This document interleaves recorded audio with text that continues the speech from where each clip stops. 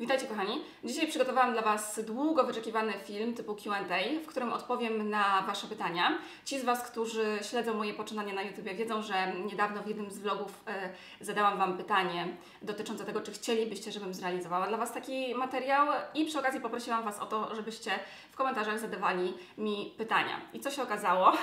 Okazało się, że temat ten cieszy się ogromnym zainteresowaniem z Waszej strony. Zadaliście mi mnóstwo pytań. Około kilkuset, z których ja następnie musiałam wybrać kilkadziesiąt do dzisiejszego materiału, co nie ukrywam było bardzo trudne.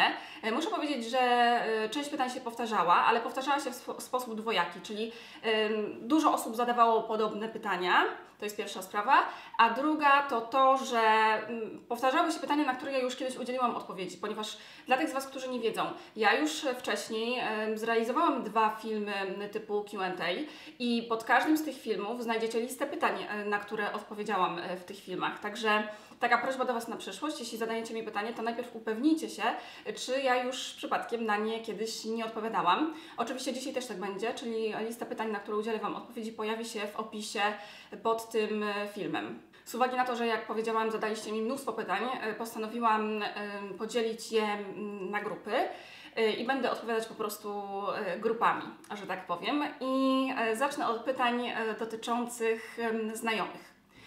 Pytanie pierwsze brzmi: dlaczego nie istnieje w Twoim słowniku słowo przyjaciel, przyjaciółka? Komu się zwierzasz z problemów? Czy do kogo dzwonisz, jak Ci źle? Zacznę może od tego, że nie mam przyjaciela i nie wierzę w przyjaźń damsko-męską. Dlaczego? Dlatego, że uważam, że prędzej czy później jedna ze stron takiej przyjaźni zacznie żywić uczucia do drugiej strony, które niekoniecznie będą później odwzajemnione. Co oczywiście sprowadzi się do tego, że ta przyjaźń się popsuje. Także nie wierzę w przyjaźń damsko-męską. Jeżeli chodzi o przyjaciółki, to ja może też wyjaśnię, skąd to pytanie się wzięło, ponieważ ja kiedyś na blogu zamieściłam taki tekst na temat 50 faktów dotyczących mojej osoby i jednym z tych faktów było to, że właśnie nie istnieje dla mnie ktoś taki jak przyjaciel, przyjaciółka. Dlaczego tak jest? Otóż, proszę Państwa, najzwyczajniej w świecie dlatego, że jestem osobą wygodną. Kiedy byłam młodsza, oczekiwałam i kiedy jeszcze miałam tendencję do nazywania swoich koleżanek przyjaciółkami, oczekiwałam od tych przyjaciółek wszystkiego tego, czego oczekuje się od przyjaciół. Czyli wiecie, lojalności, szczerości, tego, że ktoś zawsze będzie w stosunku do mnie uczciwy, że zawsze będzie mi pomagał i tak dalej, i tak dalej. Ale bardzo szybko okazało się, że ciężko jest znaleźć taką osobę i tak naprawdę nie ma ludzi, którzy nie popełniają różnego rodzaju błędów.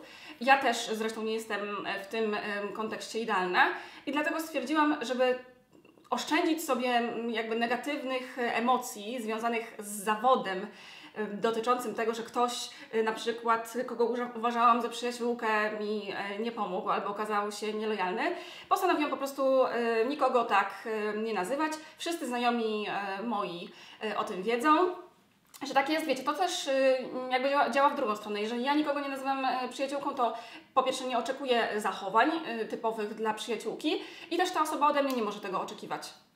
Co, żeby było ważne, wcale nie oznacza, że nie ma w moim środowisku osób, które po pierwsze mogłabym nazwać przyjaciółkami, gdybym chciała, a po drugie, które same z siebie mogłyby mnie nazwać przyjaciółką, tak? Także to nie jest wcale tak, że skoro ja tego słowa nie używam, to nie znaczy, że ja się tak nie zachowuję, wręcz przeciwnie, powiem nieskromnie.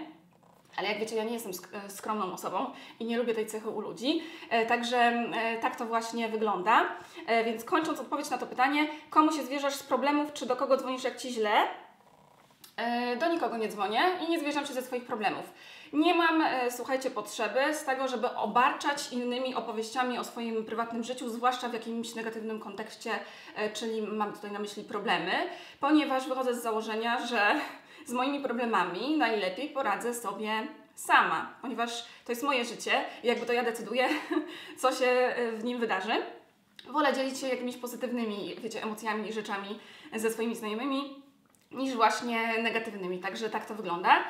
Kolejne pytanie, czy jak dobierasz sobie znajomych, przyjaciół, ważna jest dla Ciebie ich sytuacja finansowa? Bierzesz to pod uwagę? Czy nieważne kto ile ma pieniędzy, ale ważne, żeby był szczerym, dobrym człowiekiem. Nie wiem, słuchajcie, chyba niektórzy z Was uważają mnie za potwora. Ponieważ takich pytań pojawiło się kilka. Także odpowiadając na to skądinąd ciekawe pytanie, otóż nie jest tak, że dobieram sobie przyjaciół na podstawie tego, ile zarabiają i jak wiele pieniędzy mają. Mogłabym, jeśli mam być szczera, mieć w swoim otoczeniu znacznie więcej osób, znacznie na przykład bogatszych ode mnie. Natomiast dla mnie nie to jest najważniejsze. Najważniejsze jest dla mnie to, jakim kto jest człowiekiem. To zabrzmi banalnie, ale tak właśnie jest. Czy odpowiada mi jego osobowość, charakter, a przede wszystkim takie cechy jak? Czy jest to osoba, która jest uczciwa, szczera, wdzięczna, ponieważ to są cechy, które ja sobie bardzo, bardzo cenię u innych ludzi, ponieważ są rzadko spotykane, oraz oczywiście inteligencję. Jestem uczulona na ludzi głupich i zawsze będę to powtarzać. I po prostu nie ma takiej możliwości, że jeżeli trafię na kogoś, kto powiedzmy ma miliony na koncie, ale jest po prostu durny, to, że ja będę chciała z nim utrzymywać kontakt. Po prostu nie, ponieważ nie jestem w stanie przeskoczyć pewnych rzeczy, tak jak nie jestem w stanie właśnie dostosować się do czyjegoś bardzo niskiego poziomu intelektualnego. To znaczy, to źle powiedziałam. Jestem w stanie się dopasować, ale mi się nie chce. Także nie lubię ludzi głupich i to jest właśnie jedna z cech inteligencji, na jaką zwracam uwagę.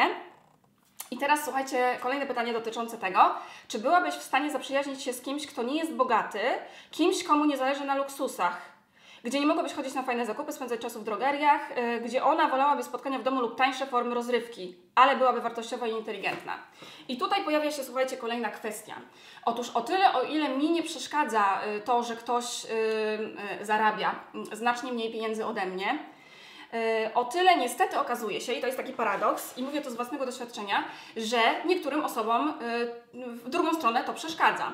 I miałam, słuchajcie, takie przypadki, że na przykład akceptowałam to, że ktoś wyznaje zupełnie inne wartości niż ja i jakby nie miałam problemu z tym, że ta osoba miała o wiele mniej pieniędzy, ale to nie działało w drugą stronę, słuchajcie. Czyli ta osoba miała do mnie pretensje, że ja się nie chcę do niej dopasować, czyli że ja też nie chcę na przykład, wiecie, bardzo mało zarabiać albo spać pod namiotem.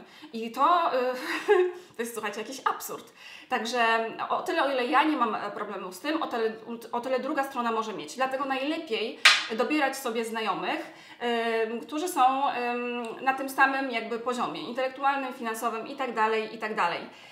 Bo słuchajcie, osoba, która, bo tutaj pojawiło się to w tym pytanie, która mówi, że jej nie zależy na luksusach, proszę Państwa, ja nie znam osoby, której na pieniądzach nie zależy. Ludzie mówią różne rzeczy i bardzo wiele osób się do tego nie przyznaje, ale na przykład mi zależy na pieniądzach. Moim znajomym z mojego otoczenia również. Nikt się tego nie wstydzi. Ale teraz tak, jeżeli komuś nie zależy na pieniądzach, to niech nie ma do mnie pretensji o to, że mi na nich zależy, bo to jest moje życie, więc ja mogę sobie chcieć robić, co mi się żywnie podoba. Ja też od drugiej strony nie oczekuję, żeby się dopasowała do mnie, tak? Natomiast słuchajcie, jeżeli nie zależy Wam na pieniądzach, jeżeli teraz oglądają mnie osoby, które tak deklarują, to jeżeli Wam, moi drodzy, nie zależy na pieniądzach, to ja proponuję, żebyście w ogóle na przykład nie pracowali, tylko zostali osobami bezdomnymi, no bo to są osoby, które są totalnie wolne, pieniędzy zarabiać nie muszą, nie mają żadnych zobowiązań itd., itd. Trochę dziwnie by to wyglądało, prawda? Także koniec końców ludziom tak naprawdę zależy na pieniądzach. Także to będzie moja odpowiedź na pytanie, więc nie ma sensu, słuchajcie, dobierać sobie tak znajomych, którzy są nie dość, że o wiele niżej na poziomie finansowym, a do tego jeszcze są zazdrośni, zawistni i mają jakiś przysłowiowy ból tyłka. Ja nie mam w ogóle bólu tyłka, tak zwanego. Nie miałabym żadnego problemu z tym, żeby utrzymywać kontakt z osobami znacznie bogatszymi od siebie. Nie, wręcz przeciwnie, lubię takie osoby. Natomiast unikajcie osób, które ciągną Was w dół. Ja kiedyś napisałam tekst na ten temat na blogu o ludziach, którzy ciągną w górę i w dół i ten typ, o którym Wam powiedziałam przed chwilą, ciągnie w dół. Także z takimi ludźmi nie utrzymujcie kontaktu. Taka moja rada. Kolejne pytanie. Jakie są Twoje sposoby na obchodzenie się z sępami? Ludźmi jedynie interesowymi. Otóż, proszę Państwa, z sępami ja nie mam problemu większego, dlatego że jeżeli widzę, że ktoś jest sępem, osobą, która zadaje się ze mną wyłącznie dlatego, żeby mieć z tego jakieś korzyści, to po pierwsze ja bardzo szybko identyfikuję taką osobę, a po drugie, co robię wtedy? Urywam kontakt. I nie mam absolutnie żadnych skrupułów w tym, żeby to zrobić. Urywam kontakt na różny sposób, począwszy od tego, że się przestaję odzywać do takiej osoby, a skończywszy na tym, że blokuję takiego osobnika we wszystkich mediach społecznościowych, czy nie wiem, Facebook, Instagram, Snap i tak dalej, i tak dalej. Także to jest najlepszy na to sposób i nie należy mieć, słuchajcie, żadnych absolutnie negatywnych emocji z tym związanych. Czy dzisiaj możesz z pełnym przekonaniem stwierdzić, że otaczają Cię sami życzliwi ludzie?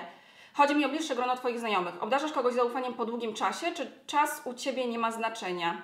Pozdrawiam Cię serdecznie, Magda, pozdrawiam Magdę również. Powiem tak, niestety, i tego nauczyło mnie doświadczenie, nie jestem w stanie powiedzieć, nie mam takiej pewności, aczkolwiek żywię taką nadzieję, że w moim otoczeniu nie ma osób, które nie są mi życzliwie. Nie wiem, słuchajcie tego. Parę razy w przeszłości przekonałam się na własnej skórze, że osoby, które postrzegałam jako życzliwe, wcale takie nie były, więc nie zakładam i nie jestem pewna w 100%, że tak nie jest również tym razem, ponieważ to dopiero wychodzi w miarę upływu czasu. Ale gdyby się okazało, że tak jest, no to oczywiście urwałabym kontakt z taką osobą, a w związku z tym, że nie byłby to pierwszy, ani pewnie ostatni przypadek, to jakby nie byłoby mi też aż tak przykro, nawet nie byłabym jakoś super zaskoczona. Już jakby wiem, jacy mniej więcej są ludzie i czego można się po nich spodziewać i stąd wynika to moje podejście. Czy obdarzam kogoś zaufaniem? Jeżeli chodzi o zaufanie, to ja ogólnie, jeżeli kogoś poznaję, to obdarzam go. Znaczy, ta osoba dostaje ode mnie kredyt zaufania. Co ona z tym zrobi, to już jest jej sprawa. Aczkolwiek, żeby nie było tak, że ten kredyt zaufania jest jakiś super wysoki, ograniczony. Zaufanie moje, zwłaszcza w stosunku do obcych osób, jest ograniczone. Ale jednak ufam ludziom, tylko po prostu też ich sprawdzam, tak? Czyli patrzę sobie, co ta osoba z tym moim zaufaniem później robi. Jak poznałaś łobuzów? Kolejne pytanie. Powiem Wam szczerze, że nie pamiętam. Nawet pisałam do Karoliny. Pozdrawiam z tego miejsca Karolinę. Czy ona pamięta, jak się poznałyśmy? Ale słuchajcie, to chyba było tak, że ja, jako że jestem osobą bardzo bezpośrednią, kiedyś napisałam Karolinie pod którymś filmem na YouTube, że super byłoby się poznać. I jakiś czas później Karolina napisała do mnie na Facebooku, zaproponowała spotkanie i wtedy się właśnie poznałyśmy. A jakiś czas później na kolejne spotkanie przyszła z Darkiem. Darka również pozdrawiam. I tak się właśnie poznaliśmy. I kolejne pytanie wiążące się z poprzednim. Od kiedy znasz Karolinę i Darka? Około roku.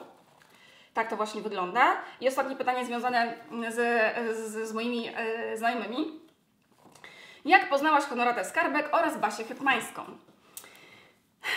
Baśkę poznałam najogólniej rzecz ujmując na siłowni, ale pozwólcie, że dzisiaj nie będę Wam zdradzać szczegółów związanych z tym wydarzeniem, dlatego że jak wiecie, od dłuższego czasu przymierzam się do tego, żeby nagrać z Baśką Friends Tag. To a propos tego, że w moim słowniku nie ma słowa przyjaciółka. Także wtedy, myślę, opowiemy Wam na ten temat coś więcej. Natomiast odnośnie Honoraty Skarbek, Honoratę oczywiście również z tego miejsca pozdrawiam. To było, słuchajcie, tak, że Honorata zaczęła mnie obserwować na Snapie. I jak zobaczyłam, że zaczęła mnie obserwować, to ja również zaczęłam ją obserwować. I jakiś czas później Honorata wybierała się na Malediwy i zapytała swoich obserwatorów o to, jaki strój mogliby jej polecić. Więc ja, jak to ja, nie znając w ogóle Honoraty, napisałam do niej prywatną wiadomość na Snapie i powiedziałam: Honorata, koniecznie musisz kupić strój agenta. Wiecie, Agent Provocateur. To jest moja ulubiona marka bieliźniarska, więc wiadomo było, że ją polecę. Przesłałam od razu Honoracie modele strojów, w których ją widzę i tak się wywiązała rozmowa, rozmawiałyśmy sobie i w końcu stwierdziłyśmy, że się spotkamy. Także tak to właśnie wyglądało. Dobrze, koniec pytań z grupy, którą nazwałam Znajomi. I teraz kolejna grupa pytań, myślę, że nie mniej ciekawa, dotyczy pieniędzy. Pierwsze pytanie brzmi: Jeśli jesteś na spotkaniu na przykład z koleżanką, tak jak na ostatnim vlogu z Honoratą, to kto płaci za wieczór? Mam zawsze problem, gdy jestem ze znajomym w kawiarni czy restauracji. Nigdy nie wiem, jak w tej kwestii się zachować, czy rozdzielać rachunek, zapłacić za wszystko, skoro ja zaprosiłam, czy może użyć klasycznego, ty stawiasz następnym razem. Jak się na to zaopatrujesz? Słuchajcie, w moim przypadku to nigdy nie jest tak, że jak się umawiam z jakąś koleżanką, to na przykład mówię jej przez telefon: słuchaj, to pójdziemy do kawiarni, ale ty dzisiaj płacisz, albo że ja dzisiaj płacę. Na pewno nie jest tak, że się umawiamy z góry, co się wydarzy. Najczęściej to wychodzi w praniu, zazwyczaj pod koniec spotkania, czyli wtedy, kiedy trzeba uregulować rachunek. I najczęściej jest tak, że płaci jedna osoba, czyli nie ma czegoś takiego jak rozdzielanie rachunku, patrzenie na to, która ile ma do zapłacenia. I wiecie, rozliczanie się co do grosza, dla mnie to jest śmieszne. Tutaj ta osoba też odwołała się do vlogu z Honoratą. Z Honoratą było tak na przykład, że za pierwszym razem ja chciałam zapłacić, ale Honorata się uparła i to ona uiściła rachunek, więc dla mnie było oczywistym to, że kiedy spotkałyśmy się następnym razem, to rachunek zapłaciłam ja. I tak jest moim zdaniem najlepiej, czyli płacić na zmianę. Można, żeby zmniejszyć uczucie dyskomfortu, i to jest też, co ja praktykuję, zrobić tak, że jeżeli już ktoś się uprze, że chce zapłacić, to wtedy Wy płacicie napiwek. I analogicznie w momencie, kiedy spotkacie się z tą osobą kolejny raz, no to wtedy ta osoba niech zapłaci napiwek. Oczywiście pod warunkiem, że kelner czy kelnerka zasłużą sobie na ten napiwek. I ja teraz wiem, że niektórzy uważają, że niezależnie od tego, jaka jest obsługa i czy się stoi, czy się leży, napiwek się należy 10%, to ja się absolutnie z tym nie zgadzam i nie praktykuję tego, dlatego że coś takiego uczy ludzi nieróbstwa, niechlujstwa i generalnie lenistwa.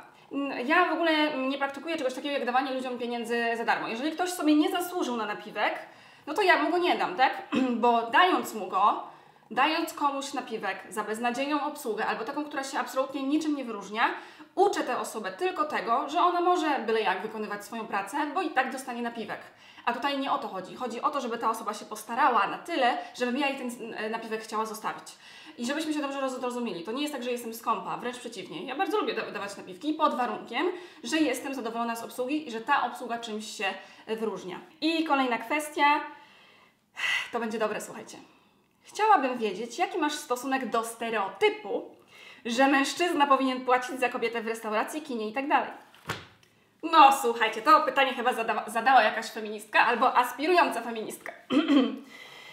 Jaki stereotyp? Po pierwsze, ja nie uważam, żeby to był stereotyp, że to mężczyzna powinien płacić.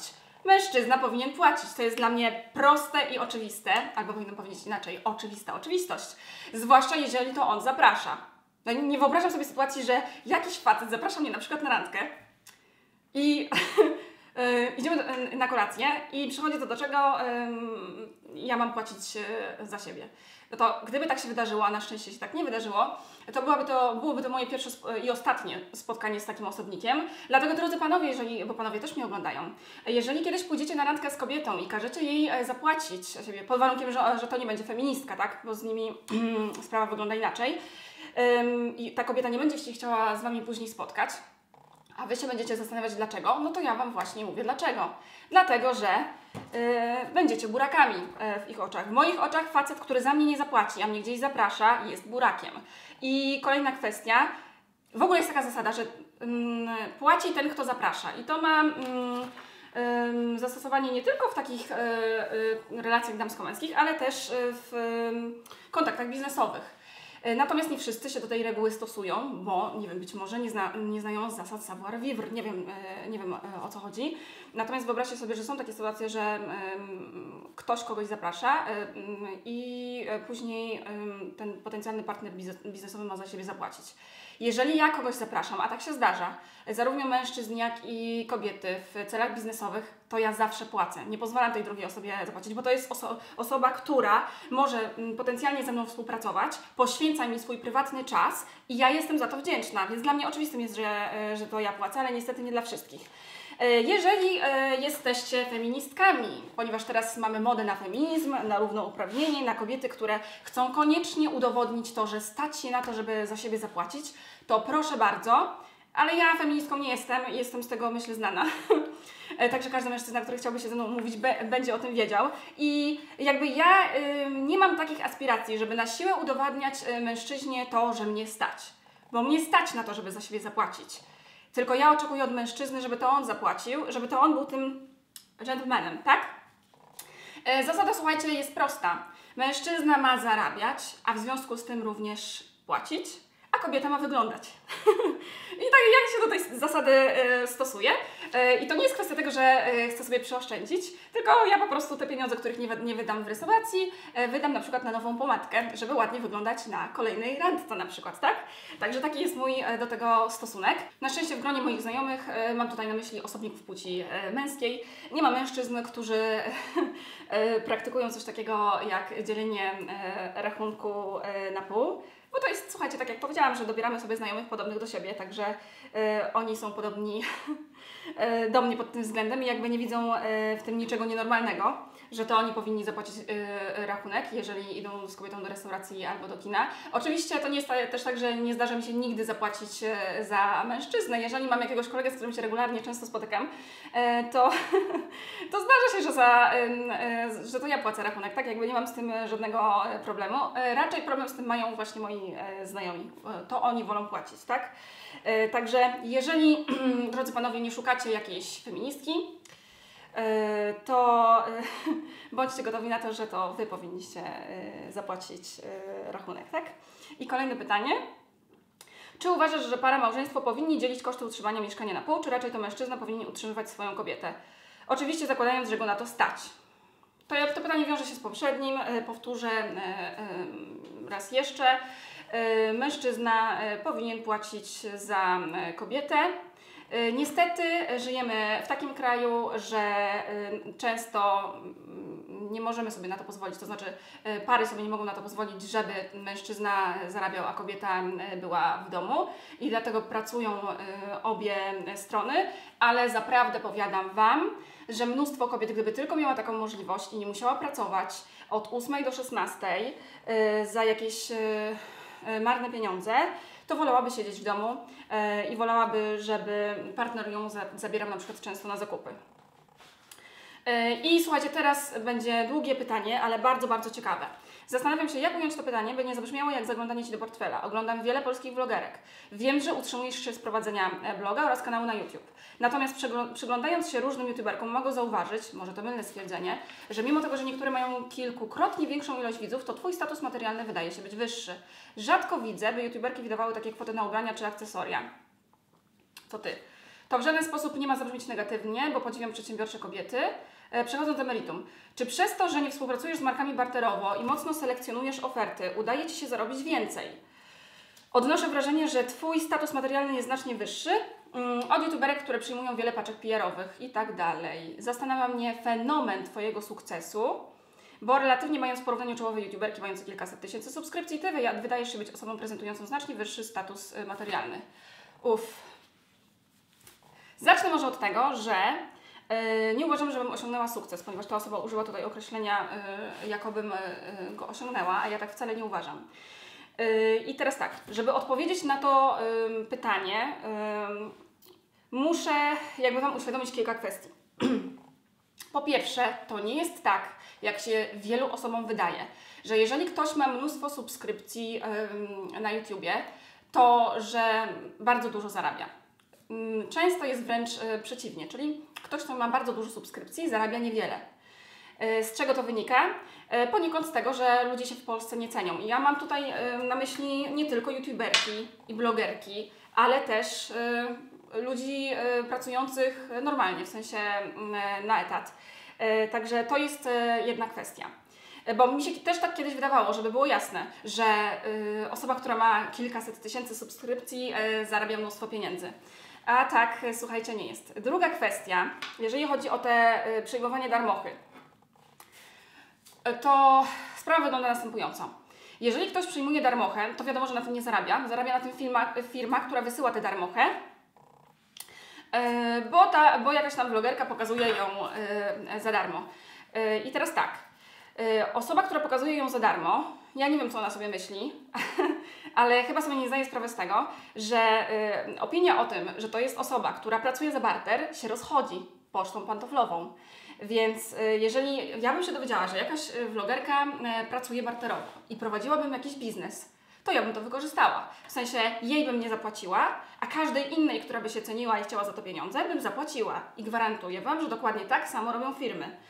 Więc jeżeli ktoś decyduje się na to, żeby sobie współpracować barterowo, no to potem się nie dziwcie, że on nie ma pieniędzy na to, żeby żyć na jakimś tam określonym, fajnym, nazwijmy to, poziomie. Kolejna kwestia jest taka, że to, że Wy patrzycie, znaczy oglądacie kogoś na YouTubie i ta osoba nie pokazuje drogich rzeczy, to wcale nie oznacza, że ona tych rzeczy nie używa.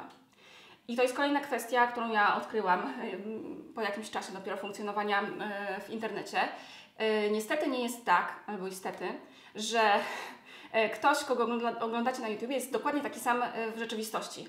Ja akurat taka jestem. W sensie, ja jestem dokładnie taka sama na YouTubie, jak w życiu prywatnym. Czyli jeżeli mówię, że lubię pieniądze, że lubię produkty luksusowe, że mówię zawsze o cenach, że lubię rozmawiać o pieniądzach, to znaczy, że tak jest, a nie dlatego, że ja sobie to tam wymyślam na potrzeby funkcjonowania w internecie. Ale dlatego to robię, ponieważ jestem osobą szczerą i nie mam, słuchajcie, ochoty, nie miałabym nawet siły na to, żeby udawać kogoś, kim nie jestem i udawać na YouTubie, że jestem biedna, bo bieda się najlepiej w Polsce sprzedaje. Warto być biednym, bo wtedy więcej osób Was lubi niż w momencie, kiedy jesteście bogaci. Tak myślę, że to jest dla wielu osób oczywiste. Także wiele YouTuberek, mimo tego, że zarabia dużo pieniędzy, to tego nie pokazuje. A dlatego tego nie pokazuje, bo boi się między innymi utraty subskrypcji. No bo wtedy, wiadomo, ludzie mają ból tyłka. No i nie podoba im się to, że ktoś zarabia więcej od nich, tak? Więc te osoby się po prostu boją utraty subskrypcji. Ja z kolei mam zupełnie inne podejście. Mi nie zależy na tym, żeby mnie wszyscy na świecie lubili, ponieważ ja nie jestem zupą pomidorową. Tworzę treści o określonej tematyce i kieruję je do określonej, takiej bardzo konkretnej grupy odbiorców. Więc siłą rzeczy nie będą mnie oglądać, wiecie, nastolatki, osoby, których nie stać na dobra luksusowe. I teraz ja się nie wtrącam do biznesu innych youtuberek. Jeżeli ktoś wymyślił sobie taki wizerunek, że na przykład mówi, że go na nic nie stać, że nie używa produktów luksusowych, a w domu ma ich całą szafę, tylko ich nie pokazuje, no to jakby to jest jego sprawa, tak? To ta osoba też jakby dopasowuje cały swój przekaz, wizerunek do swojej grupy docelowej. Ja się w takie rzeczy nie bawię, bo mi się po prostu nie chce. Więc mam nadzieję, że odpowiedziałam Wam właśnie w ten sposób. Także tak, to, że nie przyjmuję barteru, poniekąd ma przełożenie na to, jak dużo zarabiam. I kolejne fantastyczne pytanie, słuchajcie, to jest hit. Ile Pani miesięcznie zarabia? I odpowiem na to pytanie. Jak na polskie warunki, a przypominam, że żyjemy w biednym kraju, zarabiam dużo. I ja się w ogóle nie wstydzę tego przyznać. Natomiast jednocześnie, jak na to, jakie są moje warunki, możliwości, umiejętności i ambicje, zarabiam bardzo, bardzo mało. Także to jest moja odpowiedź na to pytanie. I kolejne, związane z tym, czy jesteś bogata? A słuchajcie, to pytanie zostało zadane na tak dużym poziomie ogólności, że ciężko jest na nie odpowiedzieć, ponieważ żeby na nie odpowiedzieć, to najpierw należałoby uszczegółowić, co tak naprawdę oznacza bycie bogatym, bo dla każdego oznacza to co innego. Bez ustalenia tego nie jestem w stanie odpowiedzieć na to pytanie, natomiast mogę Wam powiedzieć, i to tak jak uważam, że nie jestem bogata i uważam, że nigdy nie będę bogata. Z tego względu, że niezależnie od tego, ile będę zarabiała, a zawsze będę chciała zarabiać więcej, zawsze znajdzie się ktoś, a najczęściej będzie tych osób bardzo dużo, które będą zarabiały 100 razy więcej ode mnie. Także nigdy nie będę się czuła jako osoba bogata, także nigdy też tak o sobie nie powiem. Co sądzisz o pożyczaniu dużych kwot pieniężnych? Tutaj nie zostało uszczegółowione, czy pożyczamy od kogoś, czy komuś. W każdym razie jest takie powiedzenie, dobry zwyczaj nie pożyczaj. Ja się staram tego trzymać. Jeżeli pożyczam pieniądze, co się zdarza bardzo, bardzo rzadko i nienawidzę tego robić, żeby było jasne, to robię wszystko, żeby jak najszybciej te pieniądze komuś zwrócić i jeszcze mu to wynagrodzić, czyli zwrócić mu więcej niż pożyczyłam, albo coś kupić, sprezentować za to, że ten ktoś mi te pieniądze pożyczył. ale jak wiemy, jest mnóstwo zwolenników pożyczania, bardzo wiele polskich rodzin ma zaciągnięte kredyty na mieszkania i domy, lubi sobie żyć ponad stan, także wynika z tego, że po prostu ludzie lubią pożyczać, tak? Czy odnalazłabyś się, gdybyś straciła wszystkie źródła dochodu i nie miałabyś możliwości już zajmować się tym, co teraz? Co byś czuła, robiła, jak byś się zachowała? Otóż, proszę Państwa, już o tym chyba kiedyś mówiłam. Ja jestem z natury osobą przedsiębiorczą, ja sobie poradzę w każdych warunkach. Jestem kobietą, która żadnej pracy się nie boi i naprawdę nie miałabym żadnego problemu z tym, żeby znaleźć sobie nową pracę, nawet w innej dziedzinie, którą się teraz nie zajmuję. Także ja nie mam ogólnie w życiu problemu z pieniędzmi, ponieważ lubię i potrafię je zarabiać, tak?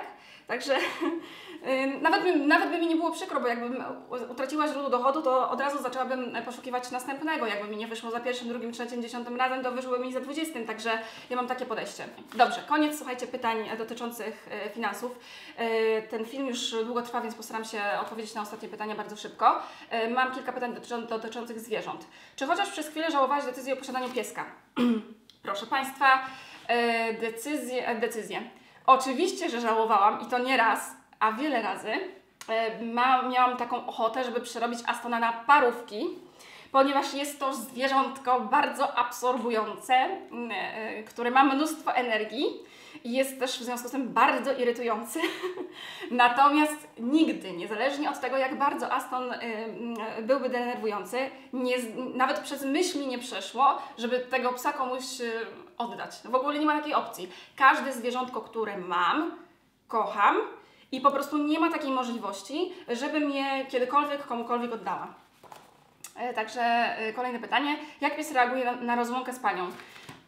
Najczęściej śpi, a jeżeli zdarzy się, że na przykład nie ma mnie pół dnia, to wtedy zaczyna broić. Jego brojenie polega na przykład gryzieniu gazet, gryzieniu pieluch oraz moich kremów, na przykład kosmetyków, zrzucaniu ich. Ostatnio Aston zniszczył moje etui na karty Louis Vuitton. Pokazywałam to zresztą na Snapie, także tak to właśnie wygląda. Które ze swoich zwierząt kochasz najmocniej, albo do którego jesteś najbardziej przywiązana? Najbardziej przywiązana jestem do Ulyssesa. Kocham mojego kotełka bardzo, bardzo. To jest ten dla tych z Was, którzy nie widzą, który ma tutaj taką biały ślad na czole. A dlaczego tak jest? Dlatego, że ten kotek też jest najbardziej przywiązany do mnie i on jakby jest najbardziej uczuciowy i okazuje mi te uczucia, więc to działa w obie strony. I myślę, że to jest główny powód, dla którego właśnie Ulyssesa najbardziej kocham.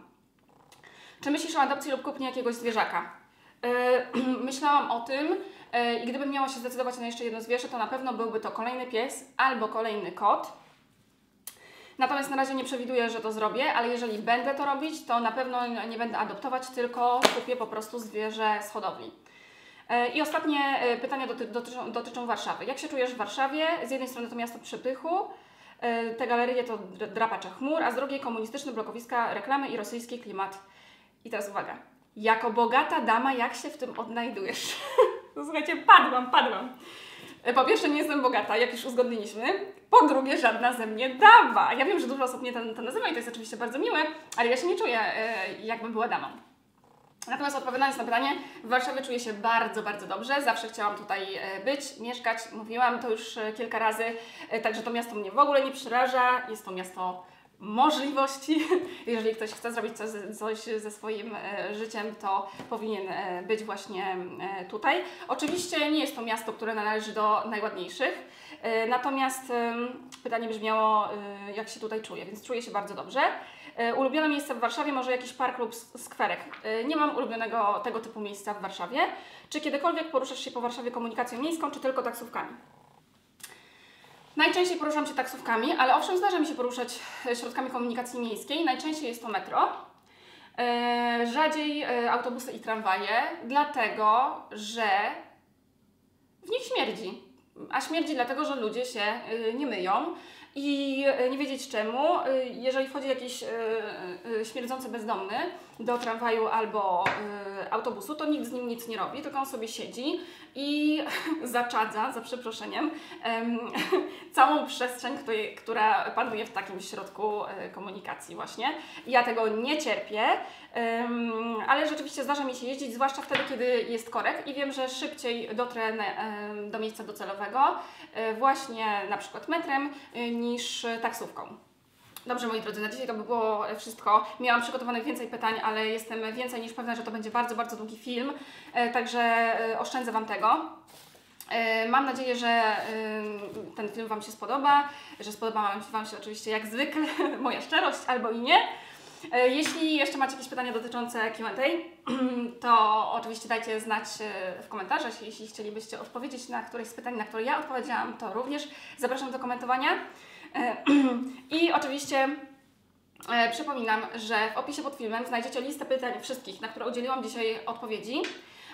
Listę mediów społecznościowych, w których można mnie spotkać. Gorąco polecam przede wszystkim Snapa, gdzie jestem najczęściej, i Instagram. W opisie znajdziecie również linki do produktów makijażowych, za pomocą których zrobiłam dzisiejszy make-up, i do rzeczy, które mam dzisiaj na sobie, razem z linkami do sklepów, w których można je kupić. Bardzo Wam dziękuję za uwagę i poświęcony czas. Oczywiście zachęcam do subskrypcji mojego kanału, jeśli jeszcze tego nie zrobiliście, i klikania kciuków w górę. Tymczasem gorąco się z Wami żegnam i do zobaczenia w kolejnym filmie.